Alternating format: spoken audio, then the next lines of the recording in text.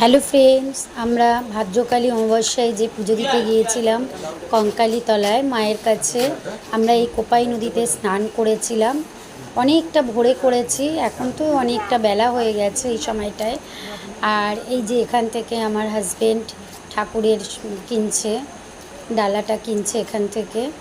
আমরা এখান থেকে ডালা নিয়ে মায়ের কাছে পুজো দিয়েছি। এদের ব্যবহার খুব ভালো, এরা খুব ভালো। এখান থেকে ডালা নিয়ে আমরা পুজো দিতে গেছি।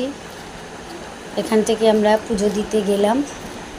আমার মেয়ে দাঁড়িয়ে আছে, আমাকে ডাকছিল। দেখো, আমরা স্নান করেছি তখন বাজে 4টে, আর পুজো দিতে যাচ্ছি এখন এখানে বাজে 4:45। আমরা পুজো দিতে যাচ্ছি মায়ের কাছে। সারাক্ষণ বৃষ্টি হয়েছে, তখন বৃষ্টি পড়ছিল না। আবার আমরা যখন পুজো দিয়ে বেরিয়েছি তখন অল্প অল্প বৃষ্টি পড়ছিল, তারপরে কমেছে। পুরো চারিদিকে জল, দোকানগুলো সবই খুলে, সারা রাতই ওদের খোলা ছিল। আমরা যখন এসেছি তখন কি ভালো লাগছিল, অন্ধকার, জায়গাটা এত সুন্দর লাগছিল দেখতে।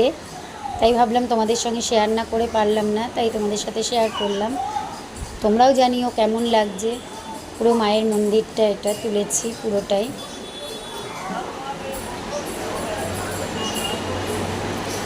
কি সুন্দর লাগছে দেখো।